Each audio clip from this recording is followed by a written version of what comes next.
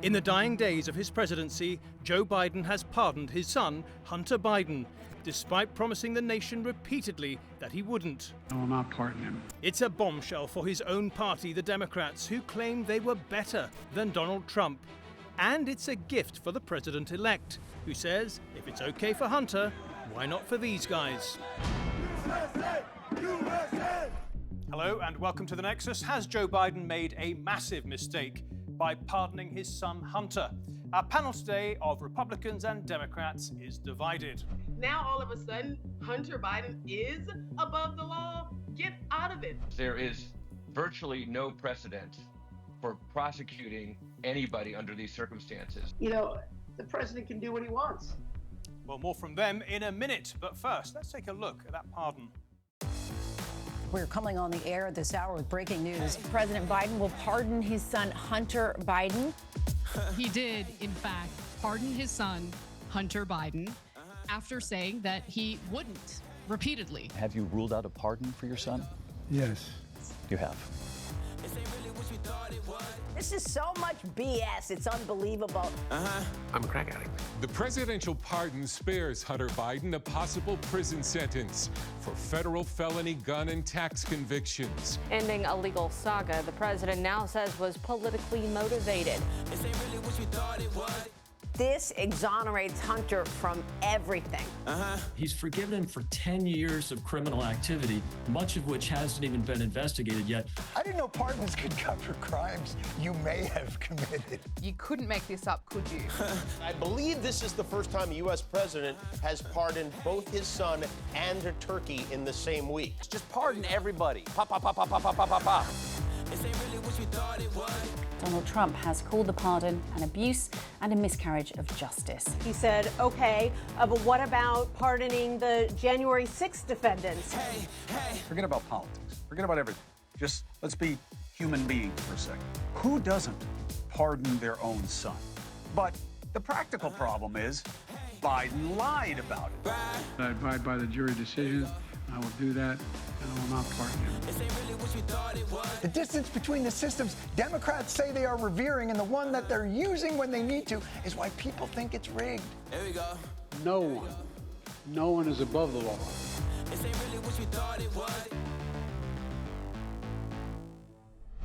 Well, let's bring in our panel now. And today we have the Democrat strategist, Richard Goodstein, who used to advise both Bill and Hillary Clinton and supports pardoning Hunter. His opposite number is Janelle King, a Republican analyst who's furious at what she calls Biden's hypocrisy.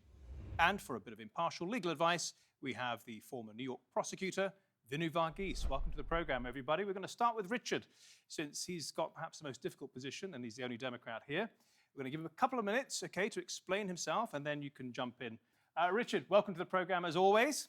The last words of that report, nobody is above the law. He didn't mean it, did he? Well, let's make sure we have our facts straight, Matthew. Hunter Biden was prosecuted for not filling out a gun form properly, and in connection with taxes he repaid with penalties and interest. There is virtually no precedent for prosecuting anybody under these circumstances. In contrast, there's every precedent for prosecuting people who bashed the heads in of police on the steps of the U.S. Capitol, something that Donald Trump promises to pardon. He has already pardoned people who were basically co-conspirators of his, Roger Stone, Paul Manafort, and others. There's no suggestion of anything of that sort with Joe Biden. And I would say, to the extent that over the past months, Biden said he would not pardon his son, there have been changed circumstances. What are those? An attorney general and a head of the FBI who are promising, who are vowing, who are pledging to go after very same people like Hunter Biden. So, I mean, to have a father let his son wither in jail after losing tragically a daughter, a wife, and a son, all under horrible circumstances. Richard, understood. Yes. So are you saying that you agree? Are you saying that you agree with the president that his son was a political prosecution and a political persecution? I'm saying that there's no precedent for prosecuting somebody under these circumstances. So are you saying it And was a politically motivated prosecution? It appears, well, here's what we know, Matthew. We know that Republicans were dead set on getting Hunter Biden prosecuted. So it was a political prosecution. We know that the prosecutor was Republican. We know that he was under pressure by Republicans to keep up the pressure. So in you tell me whether that's political or not. Aha, well, okay, I guess that's what you're saying, which means that you agree with President Trump when he says that the Department of Justice can be weaponized and that lawfare is a real thing. No, absolutely not.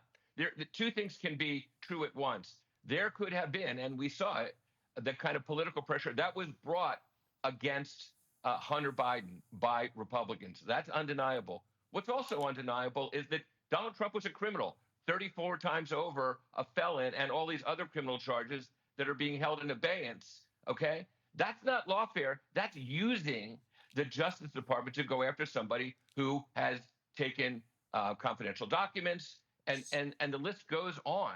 So I don't think that's lawfare. That's what you call an appropriate use of the Justice Department. Okay, Richard, and you said they always go after people right, under those circumstances. Right, and you they also, never go after people under these circumstances. You also said there's been a change of circumstances. Isn't it true that the real change of circumstances is that Donald Trump has won the election? And the fact is, when President Biden was saying in June, I will not pardon my son, he was still hopeful that he'd win, or a Democrat would win, and he would get all the political capital of saying, I'm not going to pardon my son, with none of the risk.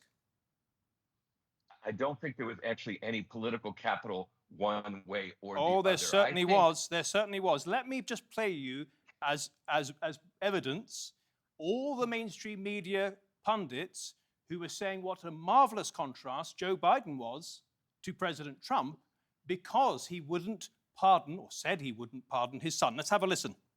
Our current president of the United States has so much respect for the law that he has said he would not pardon his son. I mean, you know, again, it's all about the contrast. President Biden saying, I will respect whatever this jury decides, versus Donald Trump after he was convicted on 34 counts, saying the entire system is rigged against him. You have a president of the United States who is living embodiment of the rule of law, even with respect to his only living son. Because the justice system that convicted his only surviving son is the same justice system he's vowed to protect. And if that doesn't tell you who Joe Biden is, I don't really know what does. So there we are. We hear the entire Democratic establishment praising Biden over Trump. And you're telling me there was no political capital to be made, Richard? And if you think that affected the outcome of voters, I have a bridge to sell you, Matthew. I think that was a great talking point for Rachel Maddow and others on MSNBC. But the suggestion that that somehow, against all the other issues as a backdrop, affected someone's vote, I think. No, I don't think it did. So, yeah. Janelle, come in. I'm over here playing the world's smallest violin as I'm listening to this Democrat, my Democrat colleague here, try to convince your viewers that the decision to pardon Hunter Biden was somehow purely because it came out of the goodness of his heart and that, you know, he just loves his son and he's tired of everyone picking on his son. Give me a break. This guy broke two of the cardinal sins of the Democrat Party. He didn't pay his taxes, followed by him having a possession of an illegal weapon. This is something that the Democrat Party has pushed down our throats over and over and over again. While they're trying to take guns out of my hands, a law-abiding citizen, while they're trying to put restrictor policies on gun violence, on gun laws here in America, they're now saying that he can somehow get off for his crime. This right here is exactly why the Democrat Party lost, because they're imploding. And to listen to Democrats try to defend this behavior after they repeatedly told us that no one was above the law over and over and over again, so much so that I can't get the broken record out of my head. Now, all of a sudden, Hunter Biden is above the law. Get out of it. I am so tired of playing this game. It is all the hypocrisy. Let's be clear. This pardon is a full pardon. It's a pardon that goes back 11 years. You want to know what was happening 11 years ago? Vice President President Biden was Vice President Biden at that time. So we're talking about someone who's not trying to clear it up for his son. He's trying to protect himself. He doesn't want the new FBI director, Kash Patel, he doesn't want him to come in and start looking deeper into this, to start exposing some of the things that we already knew. The way they covered up the laptop for Hunter Biden, the cover up continues. This is about Janelle, Biden covering up for himself. Let me take that back to Richard. So the point that Janelle is making there, Richard, is it's not just that the offences which you have said would not have brought most people into a jail sentence, it's not just those offences, it goes back 11 years. Do you not find that length of time, instead of going back to 2018 when the offences were committed, instead of that, it goes back 11 years. Do you not find that suspicious, Richard? Here's why I don't. Again, Donald Trump has appointed an attorney general nominee who has vowed, to go after exactly the same people, as has his designee for the head of the FBI, to go after. He had a book out with a long list of people that he wanted personally to go after, should he be in the possession of the powers of the FBI. So if you're a father and you have a son who has been in the crosshairs for many years of these goons, wouldn't you think that's the responsible thing to do, is to say, okay, listen, go after whoever you want. You're not going to get it after my son. Richard, just on that point, of course, the current Attorney General is Merrick Garland, appointed by Joe Biden, and he is the head of the Department of Justice. And let's talk about justice, Vinoo. You're the lawyer here. Tell me, do you find this pardon consistent with precedent, or do you find it suspicious? I don't think how you view it is relevant at all, or how anyone views it. And I've really enjoyed this, Matthew, listening to these two, political operatives. The president can do what he wants. That's just the reality. He's given broad power, and whether it's his son or whether it's your girlfriend or whoever, if you're close enough to the president to have the ability to get a pardon, the president can do it. So if you notice, it's really interesting to hear Donald Trump talking about it. He's not criticizing it the way that these people or other Republicans are criticizing it. In fact, he's using it to try to support his arguments to get his case in New York State dismissed, which has nothing to do, which he can't pardon himself for or get a pardon for because it's a state court matter. And it's interesting to hear the talking points of non-lawyers from both sides, because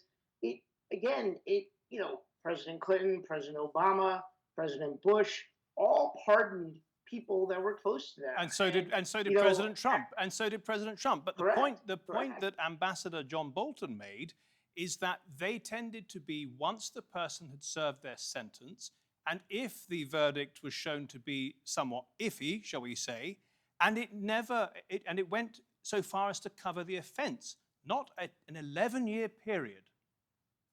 I don't think, look, the president can do what he wants. It's guaranteed unless there's a constitutional amendment to change his powers or to limit his powers. He can do it. Look, the appointment of the special prosecutor in this case violated DOJ's own regulations about who can be a special prosecutor. The special prosecutor was the U.S. Attorney in Delaware who had prosecuted him. It should have been somebody from outside the DOJ.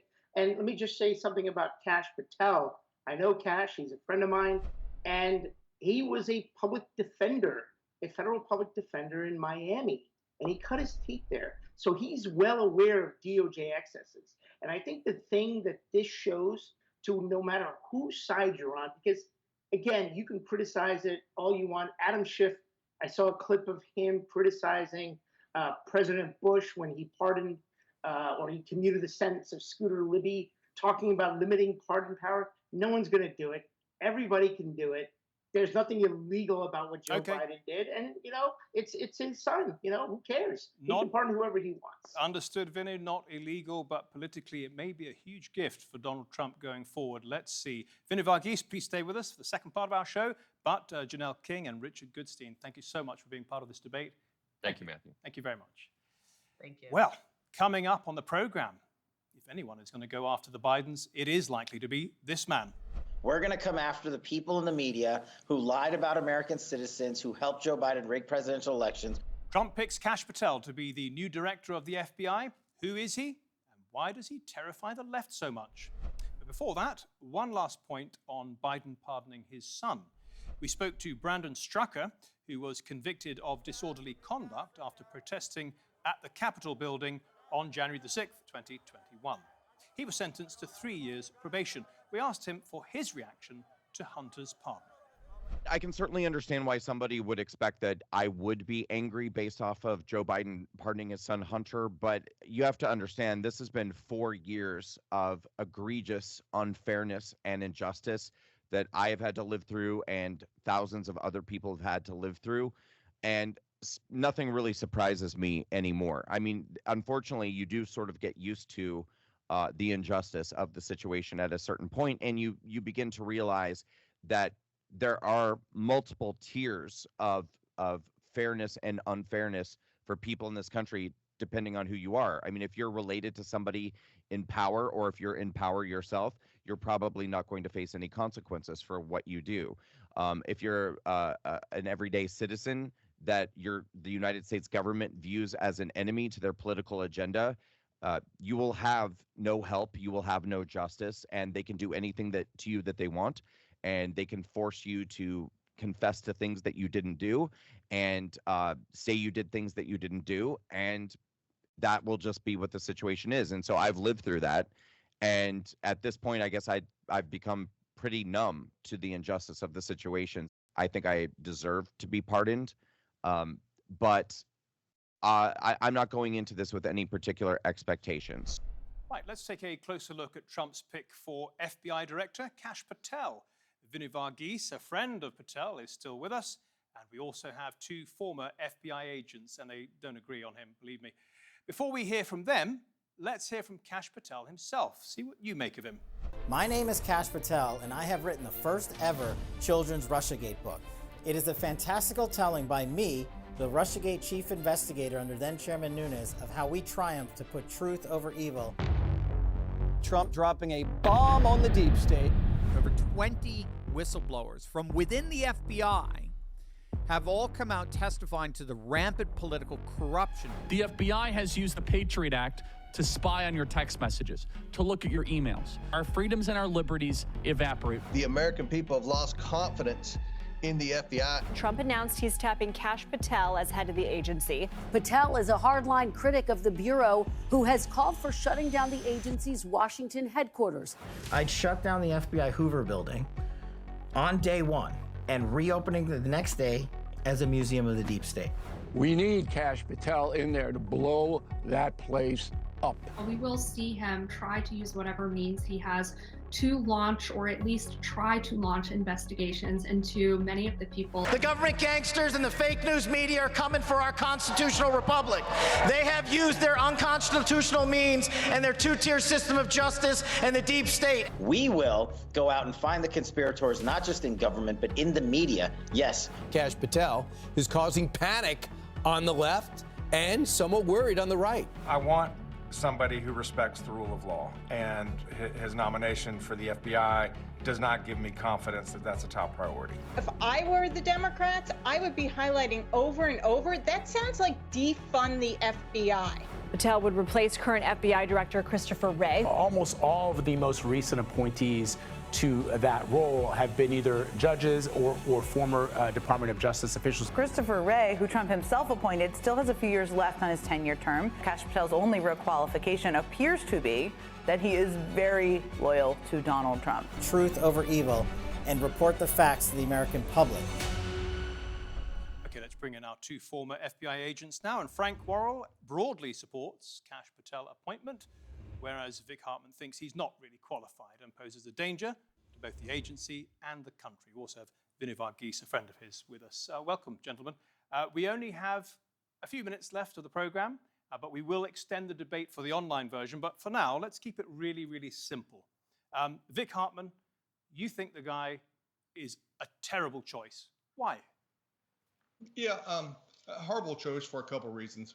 One, his conflicts of interest with Donald Trump. He used to sit on the board of directors of Truth Social. He defended Trump when Trump basically stole the classified documents and refused to turn them back, and obstructive justice in doing that. So Kash Patel defended that conduct. Then he says he's going to prosecute anybody who manufactured evidence in those cases. Well, nobody manufactured any evidence. So he's called the 37,000 employees of the FBI deep state, moved the headquarters out of Washington, D.C. He's just going to have a morale problem on day one, and he's not going to prosecute anybody for doing anything because they haven't done anything wrong. His conflicts of interest are tremendous. He served on the board of Truth Social, and there's a lot of allegations with Truth Social now about fraudulent investments from a Russian American who put $30 million into it, frauds that are happening off Truth Social. So who's going to investigate that? And then historically, there's been just a big wall between the FBI and the White House. There is no wall anymore. With Attorney General Pam Bondi and Director Kash Patel, now you have no wall between the White House and the Department of Justice. So when these cases were certain to happen, or allegations are brought forward, that information will be given directly to Trump. Investigations will not be started against allegations against Trump for corruption and fraud or his lackeys, but against political enemies, that's possible. Some great points there. Some great points there, Vic. But of course, the FBI approval rating has absolutely plummeted over the last 20 years. Take a look, 59%, and that was 10 years ago in 2014. Now 41%. People are watching how they're behaving already, and they don't like it, do they? Frank. Kash Patel is one of the most qualified. In fact, I worked for 4 FBI directors. He comes in as probably the best qualified, being a former DOJ prosecutor, a public defender on the other side. He's worked in national security. He's worked with the military. He's one of the most qualified. The fact that he might be loyal to the president, this is what has changed about the FBI. The FBI is not independent. The chief law enforcement officer, my colleague knows this, is the president. He's the chief law enforcement. He ought to have loyal people just like every other business, loyal to the Constitution. The Constitution sets out that the president is the chief law enforcement officer. As far as a lot of these accusations that my colleague is making have not been investigated. In fact, the Supreme Court has ruled recently that has put the FBI and the DOJ back in their box. There has been palace intrigue in the first Trump administration, and Kash Patel is, by all accounts, a decent person going into this position. It's everything you want. Vinoo, we're going to try to come back to Vic just before the program wraps up, but you talk about him being a decent person. No one knows better whether he is or not, Vinoo, than you. So I know Kash both personally and professionally. I've known him over 15 years, close to 20. He and I have his cousin is one of my closest friends, and he and I have spoken when he was a federal public defender. So the panelist who talks about his qualifications, he's qualified. I mean, he knows how the FBI works. If you're a criminal defense lawyer, you understand doing federal criminal work as I am. Kash and I have spoken about some of these issues like 15 years ago when he was a public defender. So I think he's the kind of guy who knows what's happening at the ground level. Ultimately, it's the U.S. attorney or the attorney general is the one's going to sign off on these prosecutions. So it's not a question of him prosecuting.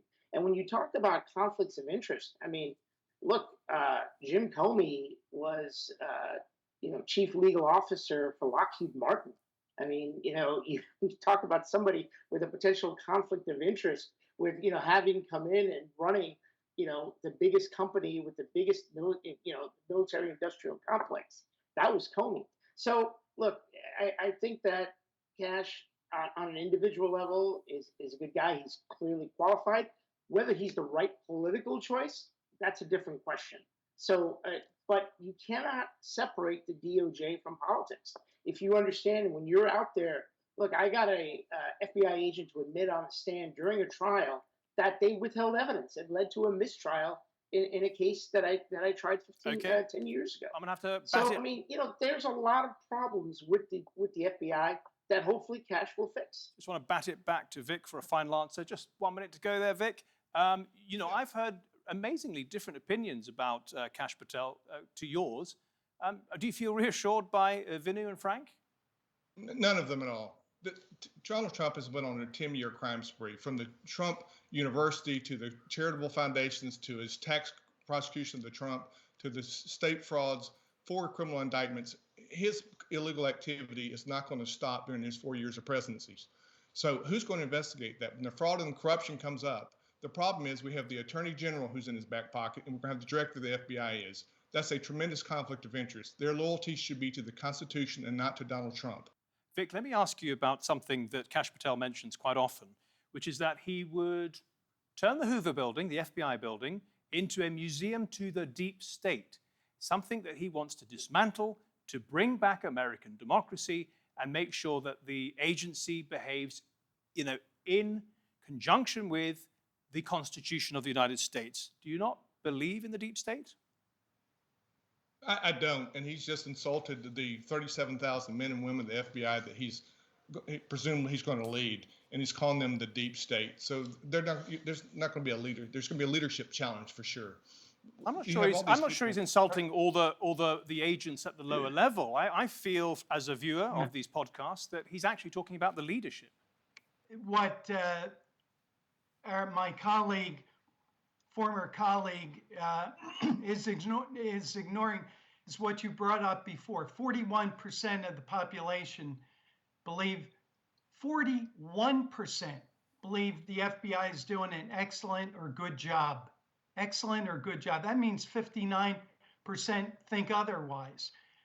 You'd have to be living in a different country to not see the overstep of the FBI in SWAT arrests on people that have no violent past. The FBI that I experienced never brought out any heavy hand on people that are not violent. In fact, informations are usually provided them and they just show up at court. For violent criminals, yes, you bring out the SWAT, not on non-violent people. For instance, a minister who was literally just praying outside an abortion clinic, not interfering with anybody. The FBI, because of a supposed violation of law, comes into his home. He has many children, wake him up, middle of the night, with guns drawn, SWAT team, no weapons in the house, no violent past, no criminal past. That is the heavy hand of what we were seeing. That's a great point, the Frank. public see this. Let me ask Vic about that. Vic, there'll be people at home who will be shocked by this and say, who the hell is the FBI to send these armed brutes into a minister's home for, and that's a good for example. what? For what? Yeah, there's going to be anecdotal evidence of excessive force. No doubt, any agency is going to have that, and the FBI certainly has it. Those things are an easier fix. We're talking about the head of the director of the FBI that's going to come in and structurally prosecute people who manufactured evidence. Another item he says he wants to do is break up the criminal division from the National Security Division and spin off the National Security Division to some other agency. That was contemplated after 9/11, and it was thoroughly debated, and that was debunked as a bad idea. For example, with terrorism, we learn from Boots on the Ground, which is our local law enforcement partners. That information comes up to Joint Terrorism Task Force. It comes to the FBI, and it's passed over to the National Security Division. That type of breakup does not need to be done. It was debated, thought about after 9/11, and that's a totally bad idea. And that's one of Kash Patel's ideas. Quick question, Vinoo, about Kash Patel. When he goes on these podcasts and he says, I want to dismantle the deep state, I want to leave the Hoover building as a museum to the deep state. How serious is he about these remarks? Well, I doubt he's going to do that or try to do that. I think a lot of it was that him getting caught up in the limelight, the politics. And remember, he himself became a huge target of the media. So instead of shying from that, he took it head on and, perhaps went a little too far in some of his rhetoric. But, so I want to bring up some of the things. It's not anecdotal evidence. I have all what was talking about with regards to the FBI going in with SWAT teams on white-collar guys. I mean, I've had clients have their homes, and these are white-collar people. All you need to do is give them a call, and they'll show up with a lawyer and turn up. You don't need to raid their homes. A final question. Just in a word, Frank, Vic, and Vinoo, can you tell me, do you think Kash Patel will be approved as the new FBI director? Vinoo, starting with you. If you could bet.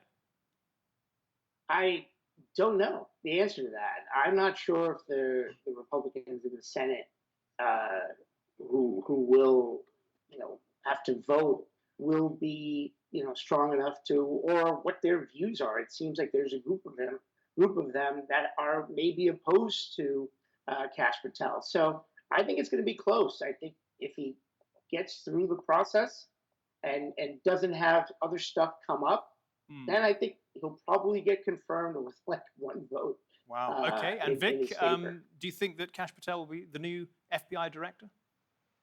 Well, I don't know. What's it? 3 or 4 votes in the Senate that'll make the difference. Well, there's Pam Bundy, the Attorney General, and then there's Kash Patel as the director. And I hope that neither one of them get confirmed. We need somebody who respects the Constitution, that's not a loyalist to Trump. So I fear that both of those could get confirmed and what it would mean for the Department of Justice. Frank? I fully expect him to get confirmed. There is nothing but excellent performance in his past. The president has every right to have who he believes will best fill the position. I fully expect him to get confirmed. Frank Worrell, Vic Hartman, and Vinoo Varghese, thank you all so much. Could have talked to you a little longer, but we've run out of time. Thank you. And thank you at home and on your phones for watching. If you want to see this episode or any of our previous episodes, do go to our channel on YouTube.